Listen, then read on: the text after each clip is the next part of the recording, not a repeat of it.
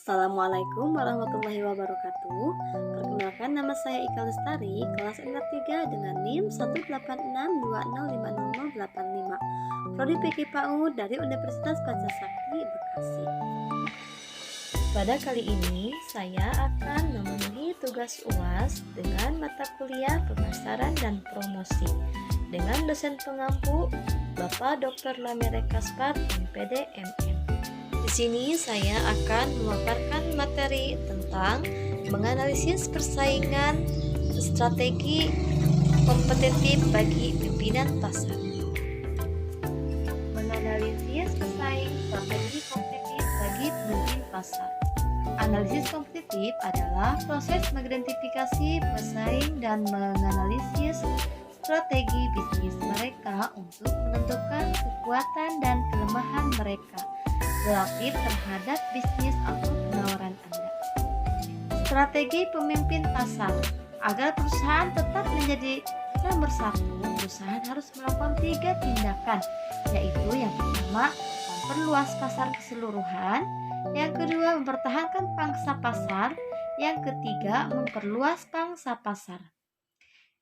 Tindakan yang pertama yaitu memperluas total pasar, yaitu ketika total pasar bertambah besar, perusahaan yang dominan biasanya mendapatkan paling banyak. Semua kelas produk mempunyai potensi untuk menarik pembeli yang tidak menyadari keberadaan produk atau yang menolaknya karena harga atau tidak adanya fitur tertentu. Perusahaan yang dapat mencari pelanggan baru melalui yang pertama, strategi penetrasi pasar, yaitu kelompok yang menggunakan produk. Yang kedua, strategi segmen pasar baru, yaitu kelompok yang belum pernah menggunakan produk. Tiga, strategi ekspansi geografis, kelompok yang tinggal di tempat lain. Pemasaran dapat meningkatkan tingkat frekuensi konsumsi. Jumlah konsumsi dapat ditingkatkan melalui pemasaran atau rancangan ulang produk. Tindakan yang ketiga yaitu mempertahankan pangsa pasar. Yang kedua yaitu sambil berusaha terus memperluas total ukuran pasar, perusahaan dominan harus terus dan akan mempertahankan bisnis lamanya. Itu untuk mempertahankan wilayahnya, respon paling konstruktif adalah melakukan inovasi berkelanjutan. Pemimpin harus memimpin industri dalam mengembangkan produk baru dan layanan pelanggan, efektivitas distribusi, dan penurunan biaya. Yang ketiga yaitu memperluas pangsa pasar, di mana perusahaan harus mempertimbangkan 4 faktor sebelum mengejar peningkatan pangsa pasar. Di antaranya, yang pertama, kemungkinan memprovokasi tindakan antitrust, yang kedua, biaya ekonomi, yang ketiga, melakukan kegiatan pemasaran yang salah, dan yang keempat, pengaruh peningkatan pangsa pasar terhadap kualitas aktual dan kualitas anggapan strategi penantang pasar. Mendefinisikan tujuan, strategi, dan lawan. Ya, ada beberapa, yaitu yang pertama menyerang pemimpin pasar, yang kedua menyerang perusahaan seukuran, yang ketiga menyerang perusahaan yang lebih kecil. Memilih strategi serangan umum, yaitu yang pertama serangan frontal, yaitu penyerang menyamai produk, iklan, dan distribusi lawannya. Prinsipnya, pihak yang mempunyai sumber daya yang lebih besar akan menang. 2. Serangan sisi, yaitu titik lemah lawan merupakan sasaran yang alami, dapat diarahkan pada 2 dimensi, strategi, geografis, dan segmen.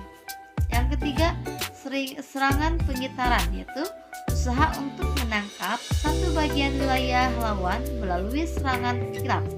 Yang keempat, serangan pengitaran dapat diterapkan ketika penantang memiliki sumber daya unggul dan yakin bahwa pengitaran yang cepat dapat menghancurkan moral lawan.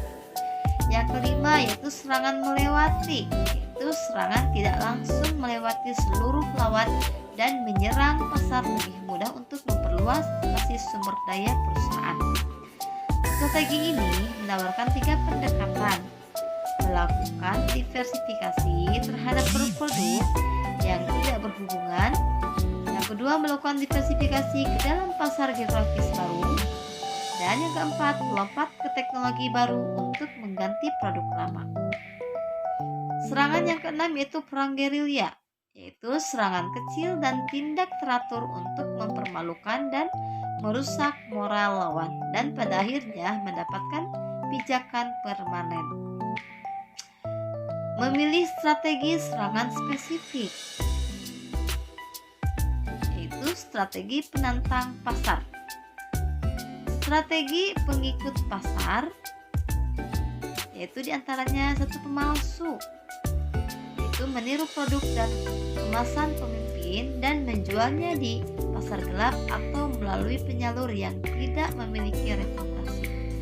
Dua pengklon, yaitu mengemulasi produk, nama, dan kemasan pemimpin dengan sedikit variasi. Yang ketiga peniru, yaitu meniru dari beberapa hal dari pemimpin tetapi mempertahankan diferensiasi berdasarkan kemasan, iklan, harga, atau lokasi.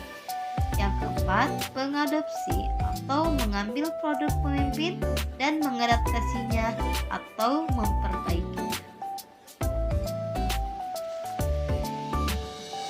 Demikian pemaparan dari saya. Semoga bermanfaat.